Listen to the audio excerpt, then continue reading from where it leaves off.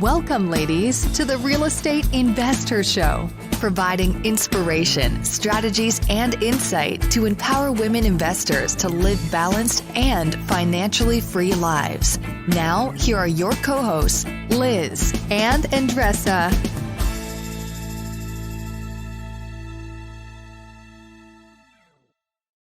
So in today's episode, we have Sonia Macias. She is from Nebraska, and she is a buy and hold investor and has flipping experience. So inspiring, just an amazing story, right, Andressa? She is. She's from Mexico, so she has this power and determination on her. I'm we need her on our team, man. She should be negotiating every contract that I have.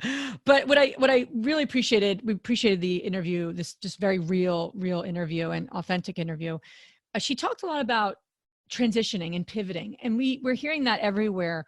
Women are flipping, and now they really want to build that rental portfolio, or they're lease option experts, and now they're hold on, I don't own anything, so this is crazy. So we're all, a lot of us are pivoting. So she talked specifically how she was able to apply what she did know from flipping to, rentals and value add rentals, which, they, coined the BRRRR strategy, but in essence, really value add rentals is the nutshell what that means. So she talks a little about that, and I really appreciated what she had to say on that topic.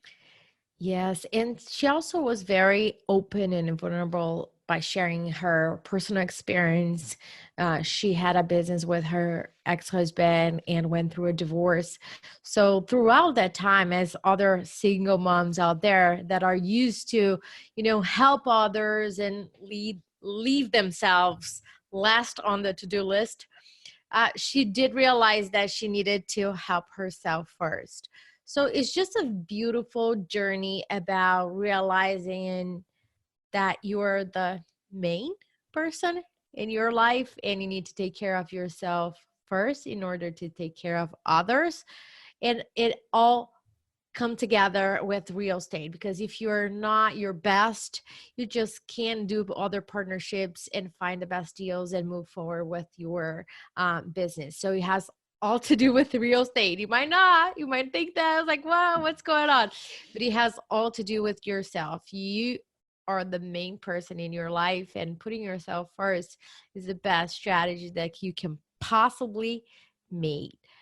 So enjoy this episode. I hope you enjoy it as much as we did, and send us a comment about what are your thoughts. Enjoy. Bye. Investors, as we all know, financing deals in today's market can be a bit challenging at times. If you're looking at funding your next real estate transaction, we are so excited to introduce to you Fund That Flip. Fund That Flip is a lending partner dedicated to grow your real estate investment portfolio. They specialize in fix and flip, buy and hold, new construction, and cash out refi for 1 to 4 units. Ladies, we've known the founder, Matt, and his team for many years now, and we can assure you that their support goes beyond just lending money. They become a true partner. So if you're looking for great terms and reliable service, check out fundthatflip.com/investher. Welcome back, ladies. This is Liz. And this is Andressa. And we are back on the Real Estate Investor Show. And we have Sonia on our show today, all the way from Nebraska. So welcome to our show. Thank you very much, ladies. Appreciate it. Yeah, Sonia is a new real estate investor meetup leader and has recently launched her meetup in Nebraska, which we're really excited by. And she's just got an amazing story we're gonna jump into here in a moment. There's a lot of stuff to dive into with her. Before we go there, we always like to welcome all you amazing women that listen. We do know that some men listen too, so welcome to you as well. But we are in the business of serving women to live a financially free and balanced life. So that's what we're up to. That's what our mission is. That's what Andressa and I stay focused on every day, that we are moving towards creating more financial freedom for women, ourselves, and all the women that are part of our community and worldwide. So pretty big mission, and that's what we're up to. So Andressa, what is up for you before we launch into Sonia's story and just getting to know her a little more? What is up for you? How are things going? So we always talk about financial freedom, right? And sometimes that can be a daunting and big word. Big, It is. big 2 words, actually. And that's what we picked for our mission. Good. Good. We like big things, right? We go after really lofty. We should read our goal set for the year. It's like, whoa, if we achieve all this, it's pretty neat. It would, right? I looked at our list and I was like, damn, I'll be very cool, right? That's what we're Absolutely. aiming for. So talking about financial freedom, sometimes that looks like a big goal and far, far away. And if you scale back, it always comes down to like 101 finance, Mm-hmm. right? So let's start with income and expense. And to be honest with you, I always had a struggle tracking my monthly expenses. Not that I go like full force and have, outrageous expenses, but I didn't find anything that I could really track. I tried Mint, it's an app, Mm-hmm. but it didn't. I just like, oh God, it's just getting a little bit complicated. And I came across a couple of books from Dave Ramsey, and he has an app called Every Dollar. And it's the first time that I really liked it. And it fits my style, my goals. Basically what he says is that you got to tell every dollar what it should do in that month. So at the end of the day, you have zero, meaning you plan to spend that money and where. You have like the categories.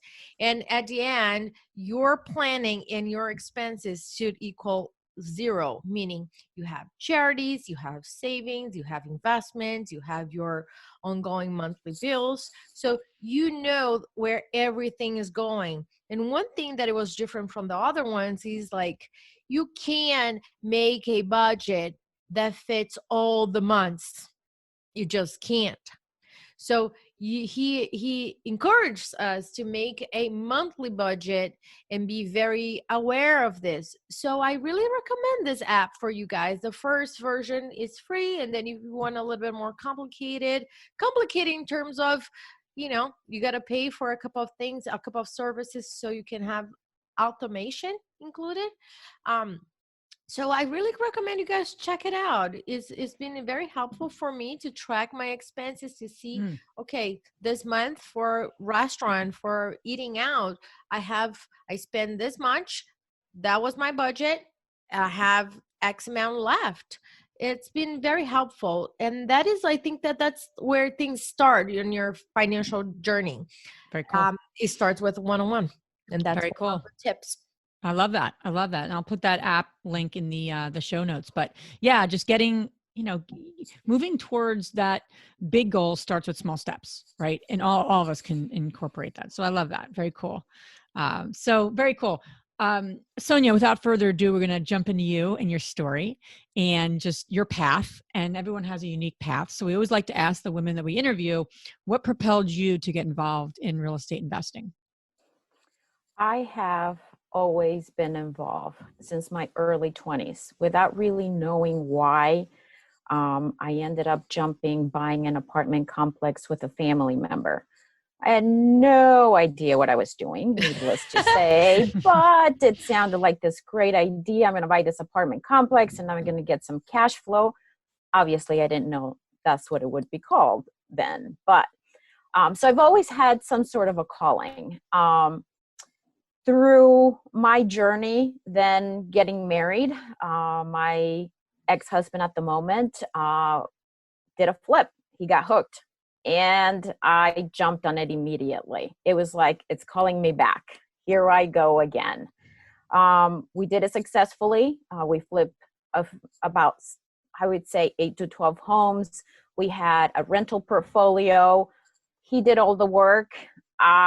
He had somebody that he worked with and found the homes, and then I jumped in. I helped pick the colors. I helped pick out anything that needed to get done. I managed the money part because I was working at a bank at that point, so I understood how to, I guess, invest without your own money, and I wasn't even thinking that it was that way when we were doing it, if that makes any sense.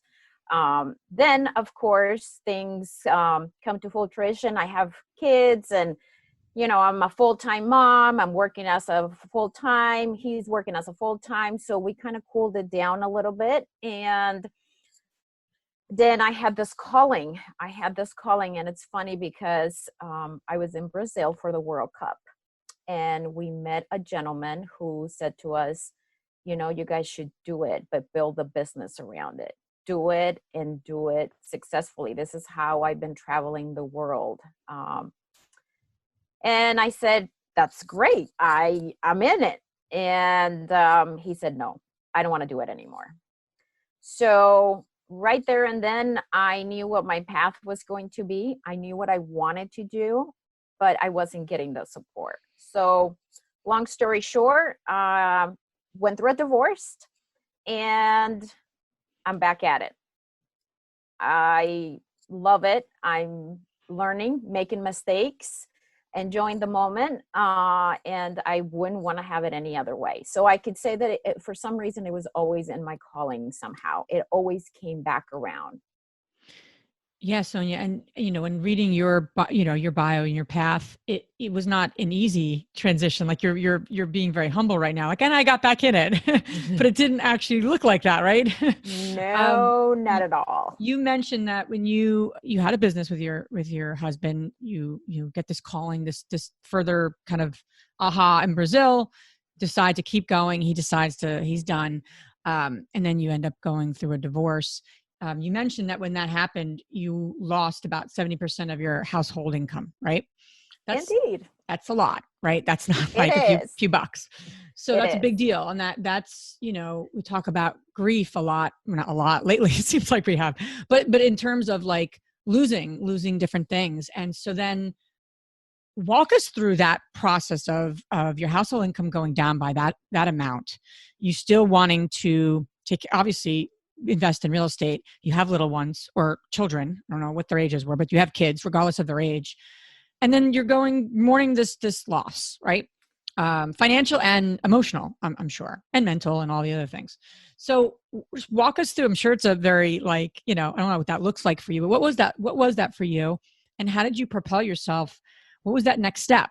And then now you're, moving and shaking with flips and rentals again, but that couldn't have been just overnight. It was not. And it's been a very humbling experience. I think for anybody that has ever been through a divorce, mentally, it breaks you down.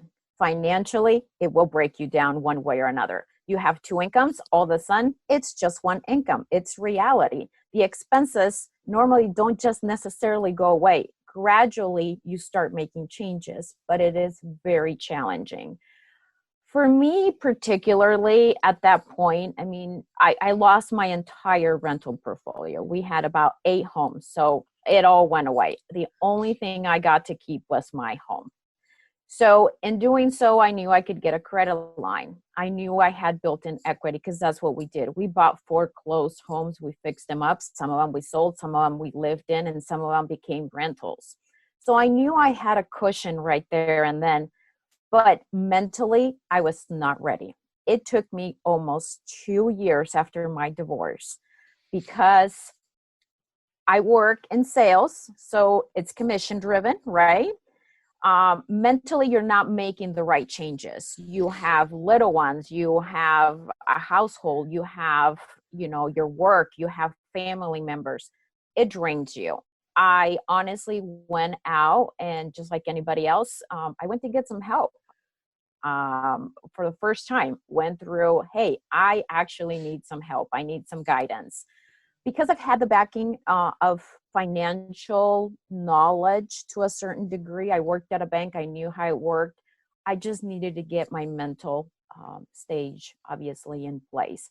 After that 2 years forward, I get my home equity line. I had, $100,000 and I jumped forward and buying a house and converting it to a flip. Now, it wasn't easy. I made $0. I broke even. Things had changed. I hadn't done it for a while. The market was booming. The prices on the homes were not what it used to be. The labor was not what it used to be. Everything had changed. But I said, okay, well, I didn't make any money on this one. We're going to go into the next one. And sure enough, went into my second one and my third and my fourth and my fifth. I've made money. I've lost money, and then I've broke even. You really have to, I think for anybody who's been through this experience, is first you got to help yourself. And as a mom, we are used to always, like they say on the airplanes, put the mask on everyone else and you're the last one. And in situations like this, you got to put the mask on first before you can help everybody else around you. And I preach it. I'm still learning to do that because it's not easy. But then one person led me to another. My banker, whom I've done business with for 10 years, led me to an appraiser who was a real estate investor. He led me to an agent who was also a real estate investor. And all these people are still in my life. These are people that I do business with, that I work with. It helped, but I had to start from scratch.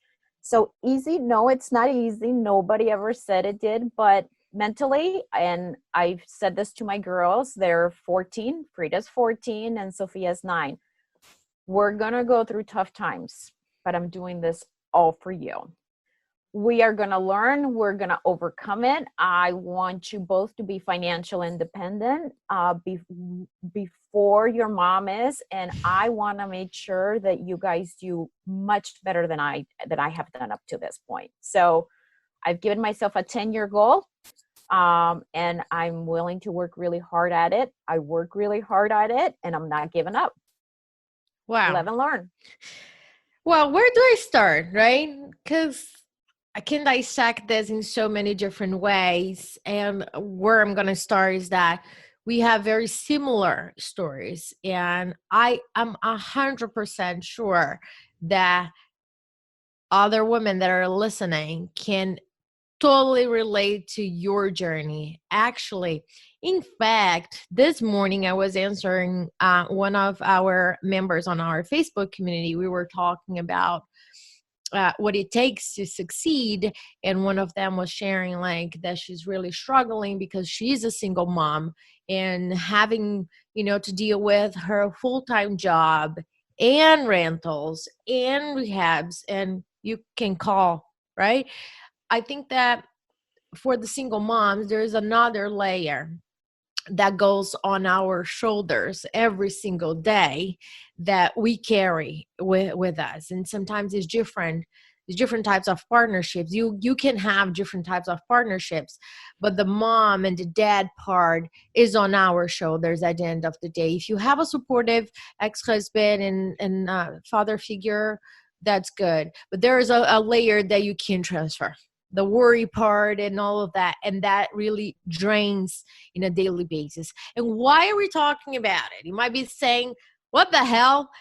This is for real estate. Why are we talking about it? We're talking about it because we don't talk about it in so many other places. And women that are going through this don't have the answers. They don't have the answers. And I do believe, Sonia, that you hit on the first step for all those women that are going through this. Is really put the mask on yourself first. Without that, we can get out of the survival mode and go to striving mode. My survival mode was very similar to yours. 2 years of survival, mentally survival, rearranging finances and everything else. It for me was 2 years. Expectations, I wanted to be done in a couple of months, right? That's not the journey.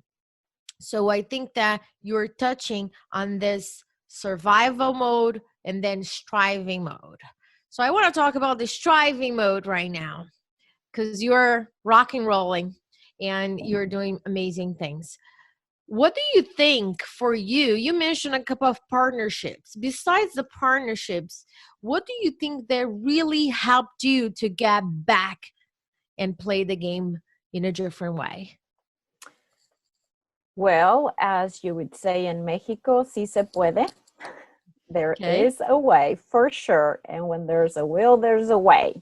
And I've always been like that. I just know that if I want something, it's a matter of time. I'm going to get it. It might take me a month. It might take me 2 years, but I will get it. So you can say determination. Determination. When you hit a point like that in your life, and this can be any single parent, okay? I come from really hardworking people. I do not come from family who are financially set, okay? They're hard workers. I have relatives who lost an arm, cut their face. They're in hard work. So life is reality. Whether you have a divorce, which, oh, by the way, it's up, right? We know this, it's scary, but the numbers are out there. It's not a matter of, I hate to say, oh, this is not going to happen to me. It very well can, but also just life. You're walking down, somebody hits you and you can't walk anymore, or you lost an arm or whatever. What are you going to do at that particular point? So I think it's really saying, I'm going to do this. I'm going to do this. Here's my reasons why. And I think for anybody that is listening, I want my difficult path to inspire others. It can be done. It takes time. Help yourself first and figure out what is it that you want, because we need to help our kids. Our kids are looking at us daily and saying, good or bad, they're going to become us. So make sure that what you're doing in your goals in life, it doesn't have to be, oh my gosh, I'm going to be a real estate investor and, I want $100,000 income. It may just be having another property that helps you pay your rent. It can really provide some financial assistance. And when you become a single parent, I know men, I know a lot more females, you will need that extra income because you lost one. It's reality. And as I said, life will hit you. We have loved ones that have, for whatever reason, lost their significant other. Life happens. And all of a sudden, you're faced with this change that, oh my gosh, I've lost this additional income. I'll tell a quick story. When I was 20 years old, I walked into my insurance agent office and I said, I need a life policy. And he's like, are you trying to commit suicide? I said, no, I just know I need it.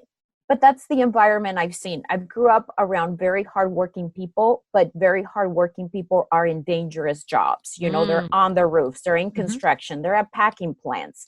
They are in jobs where life can drastically change their situation than somebody else's. Yeah.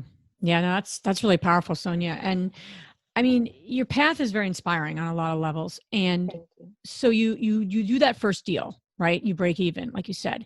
You get the home equity loan, line of credit, excuse me. And so walk us through then, how did you focus on flipping? Because you also have a full-time job, right? You're getting all of your life back in order. How did you choose flipping for you? And how did you do that when you had a full-time job, single mom, dealing with what you were dealing with? And just walk us through that piece. I knew in flipping there's money, but I also know it's a numbers game. You can make additional income really quickly, and that kind of helps you set the tone for whatever else you want to do. I had met an acquaintance who had just moved in town, general contractor, and say, hey, why don't we partner up on this one? Why don't we, whatever profit we gain, we split it, let's figure this out. I had read every book that you can think of from Mr. Kiyosaki, of course. I started with Rich Dad, Poor Dad, and I grabbed any book that had anything to do with him or his wife. I was searching on Google. I was searching everything. Eventually, I came across Bigger Pockets, where I heard Andressa being interviewed. And I was searching. I was so desperate to learn. I was so desperate to get back into it.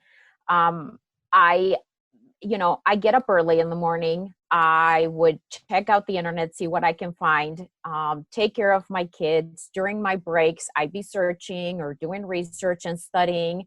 If I'm if I'm in the car, I'm listening to an audio, I'm listening to a book, I make sure that any amount of time that I had available, I was learning. I had to teach myself again. I had that discipline. I'm also fortunate enough that my parents assist me with my girls. So they live with me. They help out a lot, obviously. But I make sure that everything that I had was going to go into this because this is what I wanted to do. So it sacrifices. It sacrifices. The only, whether, hey, I'm going to go out with my friends. Well, maybe I don't go out with my friends. Maybe I'm just going to stay and study. It's really surrounding yourself with a lot of information so that you can start and, hopefully do it on the right track. And Sonia, how'd you get the deal flow going though, in terms of like finding opportunity? You're working full time, like anytime on your breaks, did you start to, network in the community? Did you find some potential partners? And just how did you able to do it all, if you will, with the time constraints you had? Through my banker that I known and her leading me to, obviously at that point, an appraiser here in town, and him leading me to the real estate agent who was also an investor, that really helped. I was on Zillow. I was on every website you can think of. I was searching Bigger Pockets. I was searching it all. At the end of the day, my second home came through my banker. She had a rental she wanted to get rid of. And we did owner financing for a short-term period while I was able to get the house up in order. Great. I was going to sell it, did the numbers and realized that I had overspent, which is typical. There was more than I thought there was. So I decided to keep it as a rental. I have it as a rental. I have great tenants. I know the house doesn't need any fixing because I fixed everything. So in the next 12 years, I'm good. There's nothing to do there. So from there, obviously, as I started finding out about the meetups and I started attending the meetups, introducing myself, I know a couple of folks that do wholesaling in town. So I've just network. Summarizing what you're doing is, again, one-on-one, really telling people that the people that you already work with, right? Just telling them what you are up to and then getting the connections from there. I think sometimes we make things a little bit more complicated than what they should. We overthink. So if you go back to one-on-one, right? First, make a list of all the people that you already do business with. And then share with them, what are you up to? And ask them, is there anybody else that I should know or I should talk to? And would you be kind enough to connect me with this person? It's just that is just a big, big step out there. Because sometimes people don't know what you up to. And things change. I got a call yesterday. Somebody a wholesaler here updating his buyers list.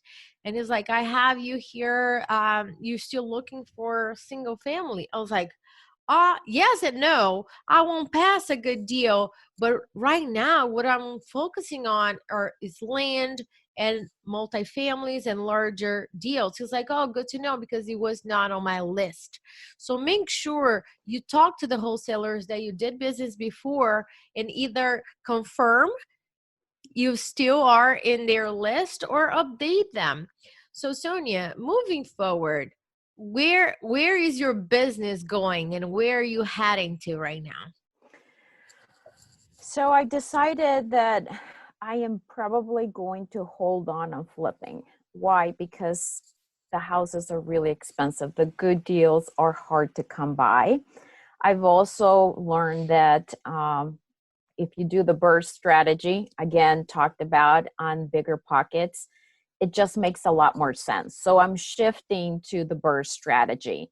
And I've also started to do my own wholesaling for nothing more than my own. I ended up getting my best friend and saying, hey, what about if you write some letters, you send them out, and I don't have the money to pay you, but I'll fix your house within time. How's that? And she's like, great, that works for me. So I've started to switch on that. I'm not opposed to doing a flip. What I will say to people is what we all know. It is very stressful. It is very time consuming. And just juggling the balls between home, my full-time job, and this, I realized that doing Bird just makes so much more sense. It's taking a certain percentage of the stress out. And to me, that's valuable as well. And when you made that transition, because I think it's a common story, Sonia, for a lot of women transitioning, right? They're pivoting. They might be doing wholesaling, but they want to start holding on to some of these deals because that's why we all get into this business, right?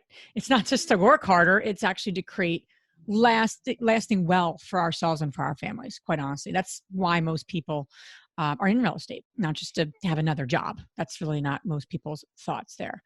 So for you, did you then go back to some of your key contacts and just say, hey, this is the strategy I'm looking for, or this is the strategy I'm kind of implementing. I'm going to stop here. And because the Burr strategy in essence and flipping are so, they're different, yet the skill set and really it's so aligned. It's not like you're going from multifamily to, the stock exchange, right? I mean, that's a little different, right? Two different investment classes, but that's a pivot, and there's so much that you can use in really just adding value and then holding on to it. It's really just the end goal.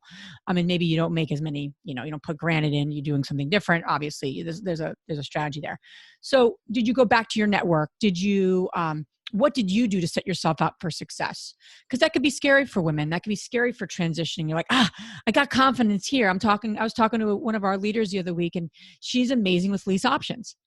And she's amazing at it, but she knows that's not going to get her to her long-term goals. And she said, she was sharing some other things that she's thinking about. And I said, that's a shift, and like, good for you. Hey, I'm never going to squash people's goals and dreams, but it wasn't like a pivot. It was like whoa, this is really different, right? Because if you're wholesaling, you're flipping, you're doing things well, let's bring those into something different or something new. So that's my question to you is how did you transition successfully? What did you do to set yourself up for success? I think one of the things, my context didn't change. You just have to tell them my program is changing a little bit. And just as Andressa said, make sure you say that. Make sure you're informing others of kind of what you're planning on doing. Me seeking out my own deals is just for my purposes. I'm not going to be selling, wholesale deals to other people unless I came, through a lot of them. Those are just for me. It's just another avenue that I am able to achieve. I also think is not only letting everybody know, but figuring out what are the steps that you need to do. If you know how to do flips, you can do Burr. And I think the only reason, at least for me, the reason why I got into flipping, I had done it before. We've done it very successfully. It's a way to create money. But you quickly realize, you want to create money, but we want to create wealth. We want to be able to be financially independent. And I don't think you can really do that through just flipping. So I think most of us at some point started doing that. Would I do another one if the numbers make sense? Yes. But I want to buy and hold because my goals are to build wealth so I can become financially independent. Not only me, but my kids as well. Yeah. And in essence, you're the flipping, what's so fascinating is you're adding value. That's really what you're doing with the Burr strategy, so to speak. It's just the classic adding value, just holding on to it, and maybe not doing right as high end if you're doing high end flips, if that was your strategy, or you may be depending on the clientele. No, it's very cool. And that's so where are you with that? Have you been able to get, to move on that a little bit in terms of securing a deal?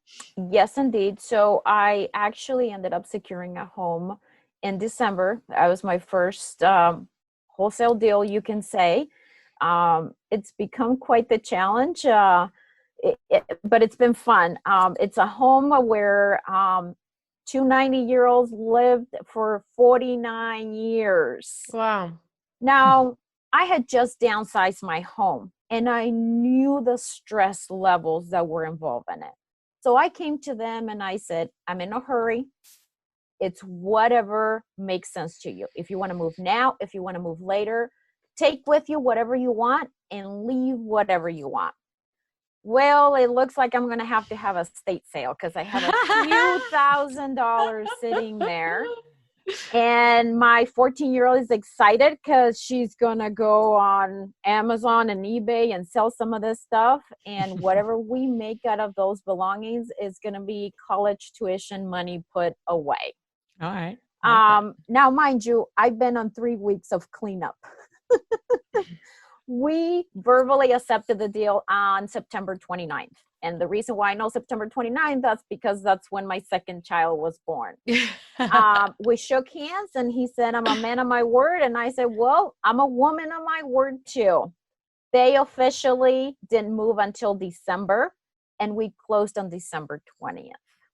So it's been cleaning.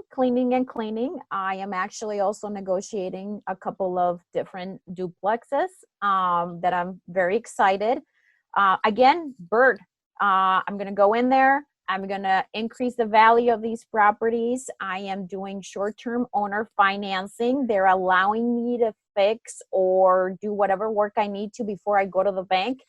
This way I don't have to put the entire down payment out of my pocket. It will be sitting in value at these properties.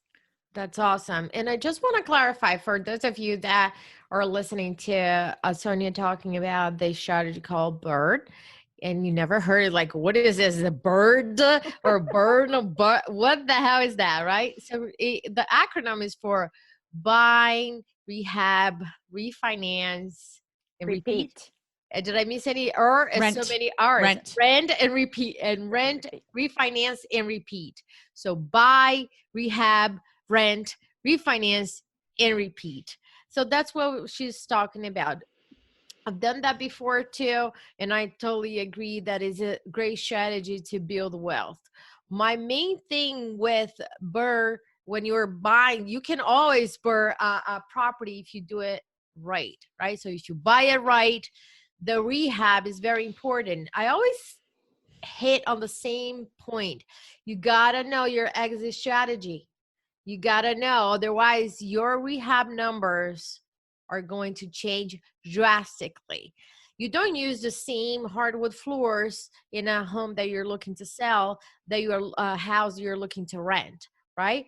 You gotta think about like wear and tear and different finishes and different things that you gotta put that is a little bit different, and it will affect your rehab costs. So always take in consideration. We're going to put a link on our show notes for the book where it explains exactly what each phase it is.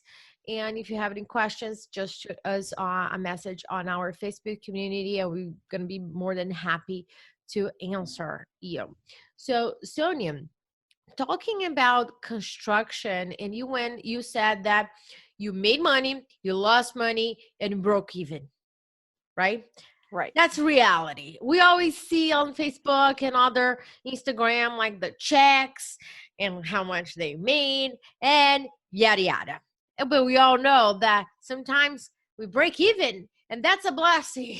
Yes. Right? We want to get ready of that house. Maybe there was some voodoo or something there, because it seems that some of the rehabs, it's just like one thing after another, right? You're just like, oh gosh, let me do my best here, have a safe and quality product, and let that go. So what do you think for the ladies that are listening? They're saying, oh my gosh, I can't afford to break even, it's going to be a blessing, but I can't afford to lose money. So what would you say they should think about now before they go in to avoid as much as possible, of course, losing money on a deal? Okay, first of all, I do want to refer that Brian Green from Bigger Pockets is the one that wrote the book on BRRRR. It's out there. So I just want to give a shout out. David Green, sorry. Yes. No worries. And he makes it sound so simple. Like you said, everything's about the numbers. whether you're flipping, whether you're renting, whether you're doing the BRRRR strategy, whatever you do, it's all about the numbers. He explains it extremely well, and there's a number of topics that can be found for all the ladies that are interested in it. I guess to answer your question, none of us get up in the morning and say, I'm ready to lose money. I'm ready to lose $20,000 today. None of us. Not when you're a single parent. Not when you're married. It doesn't matter. I don't care if you're poor or you're wealthy. Nobody wants to, but it's reality, and be ready for it. I will say this: if you're not ready to lose, don't do flips. Don't do them, because they're great learning lessons. They're painful lessons. Okay. I lost money on 2 deals because 2 general contractors, basically, in so many words, didn't do work right. They screw me, but that's okay. Sonia's karma is going to get them down the road. It's reality. It's going to happen. If your numbers are off a little bit, okay, from the moment you buy it, whether it's a BRRRR, whether you're doing a flip, from the moment you buy it, if you buy it wrong, it's hard. It's hard to recoup. So if you do go into it and you know that I may lose money, okay, get yourself knowledge, partner up with somebody who's already doing it, provide assistance, say, hey, what can I do for you? How can we do this? So that you can learn. But even the experts, sometimes flips go round and you will lose money. So I guess I'll say be ready. Be ready. And when it happens, you can cry and you can throw a tantrum and you can do all you want, and then get up and do it again. What specific, Sonia, what specific spreadsheets or tools did you use? 'Cause I think one of the biggest challenges, especially as you're navigating, projects, whether you're expanding or whether you're getting into some new projects, we underestimate costs. I mean, we all can do that. When we got into our first larger multifamily, we underestimated the timeline, and we underestimated certain costs, because now you're not dealing with, a duplex, you're dealing with, 50 units, right? So it's a shift. It was a big shift. So for you, did you use a different spreadsheet? Did you run it by people? Hey, these are my numbers that I'm evaluating this value add deal. What do you think? I mean, what did you do? And I know you're right. We are going to, win, lose, and everything in between. But I think analyzing the numbers will help minimize those losses. You can't control contractors. I wish we could, but you can't. But what you can control, at least, is your numbers and making the right financial calls. So did you use some, a different spreadsheet? Did you create one? Did you use I was just curious what you did for that, because we get that question a lot from women. Bigger pockets. Calculators. They have all the spreadsheets that you need. You just plug in the numbers. Yeah, the calculators are really good. Yeah, yes, absolutely. It will give you a realistic picture. They also have books on what the costs are out there on an average. I mean, there is so much information out there. I know for me initially was a struggle because I didn't know where to go. And I'm sure there's a lot of individuals. Okay, I'm not saying you can't do your own spreadsheet, but if somebody has it figured out and it works and it's successful, why bother? So I go to Bigger Pockets. I use the spreadsheets. There is one for rental. There's one for flips. There's one if you want to do the BRRRR strategy. There's a number of tools involved in there. Now, at the end of the day, do I still go to people and say, hey, would you mind looking at this? Yes. These are my close group of people. First of all, now I finally found a general contractor that I feel is great, and I'm doing good work with him. My also friend, business partner, my realtor, whom we go back and we throw ideas and we throw numbers. Don't just verify them once, verify them twice, verify them 3 times, verify them 4 times. Look, I'm still making mistakes, and I will make mistakes. But the whole point is that over time, you're going to make them a lot less, or they're not going to be as costly. Yeah. Or you're going to make new mistakes because you're entering a whole new, phase of your business. Right. So no, that's great though. I think what you're saying is wonderful because you really can utilize, and I always like to say too, if people are transitioning from one strategy to another, like go with the low hanging fruit, right? Because in other words, like what's going to be an easy shift that's going to take less time and less money for you to do to achieve your goals versus going from here to a whole other venue that's like a whole new skill set, a whole new this, a whole new contact base. You can do that. It's going to take more time and it's probably going to take more money. So you have to assess, right? We're all assessing that. I have those conversations with my husband all the time. Like a new project pops up and I always say like, okay, how much time and energy is this going to take? Is this the right thing to do now? Okay. I mean, what's another way we can approach this versus, a complete 360 shift? It's a shift, right? You didn't do a 360. You did a pivot. And that, you were able to use your contacts, what you knew of flips, which was you're just holding on to it now, right? You're just holding on to it, which is going to build wealth. So such a nice segue. Sonia, where can the ladies listening learn more about you? We, have to have you back on because there's probably tons of other things to talk about, but you're one of our very valued and trusted leaders out there in Nebraska. We're so excited to have you on. Ladies, we will put in the show notes the meetup link to join Sonia and her great Nebraska group.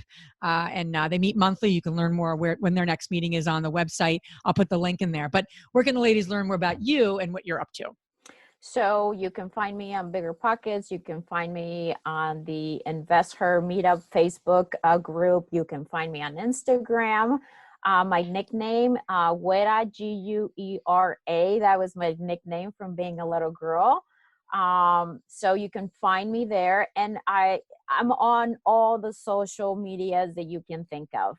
I do want to say that I thank you both because honestly, it's not only providing a place where people can learn, but this is also a culturally mixed group. And I really enjoy that. I must say, when I listen to you guys have had ladies from all over the world who are trying to do the same exact thing that you guys have done. I think that's fantastic. It's one way of getting people from different backgrounds, from different ways of doing things to try and do this thing that so many people have been successful in doing here in America.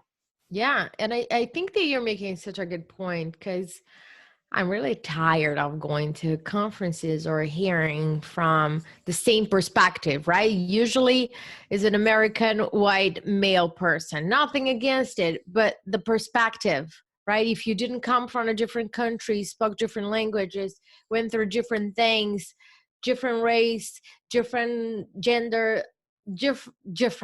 being different, you might have a different perspective. You do have a different perspective. That's why we're doing this. And interviewing people that come from different background, it just brings fresh air, fresh ideas of way of doing things or handling things. And that's what we are all about. So now we're going to transition to our fabulous 3 questions. And the first one, Sonia, is what's the most transformational book you have ever read? No Shock, Rich Dad, Poor Dad.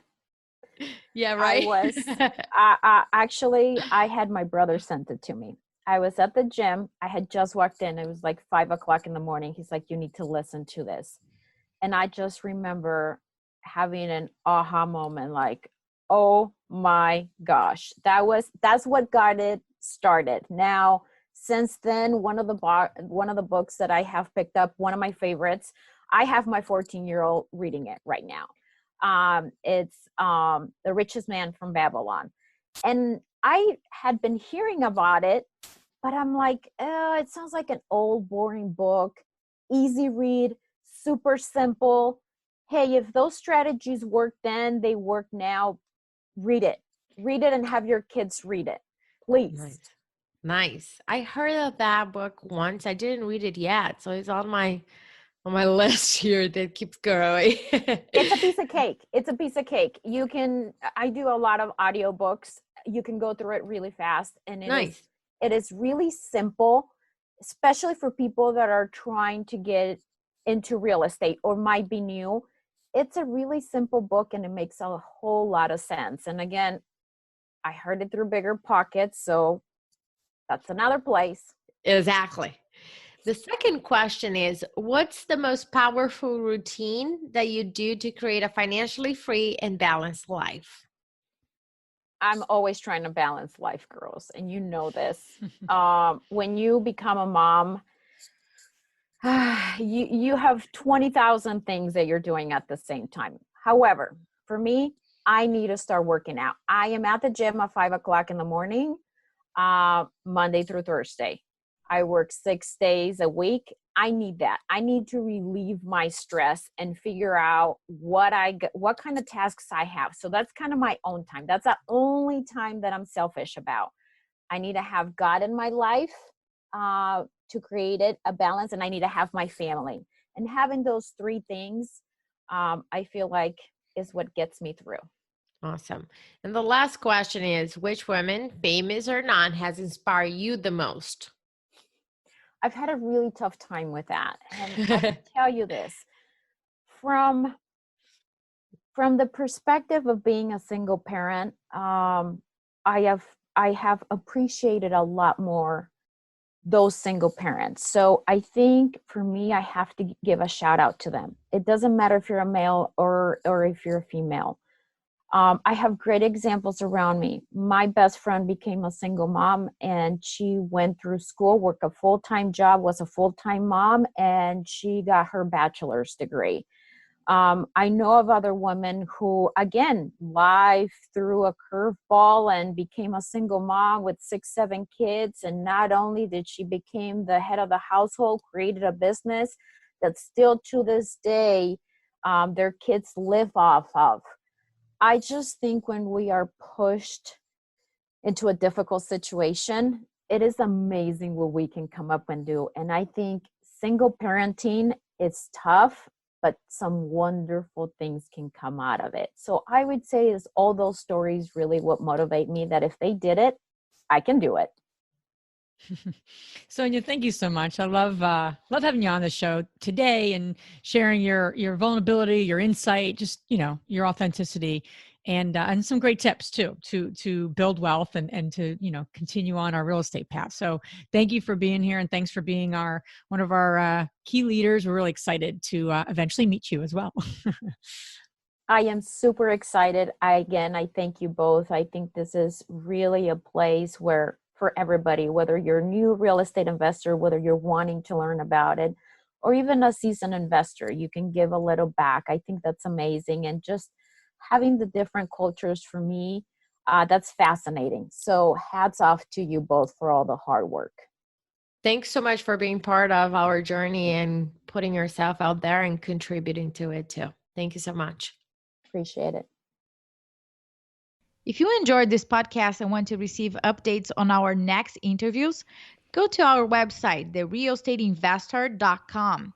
There, you can subscribe to our show, become part of our investor community, and get updates on upcoming episodes. If you like our show, please share with other women who would benefit. And don't forget to leave us a rating on iTunes. We'd really appreciate it. And as always, we encourage you to take one action as a result of today's show and put it into motion so you can live both a financially free and balanced life. Thanks for spending time with us. Ciao.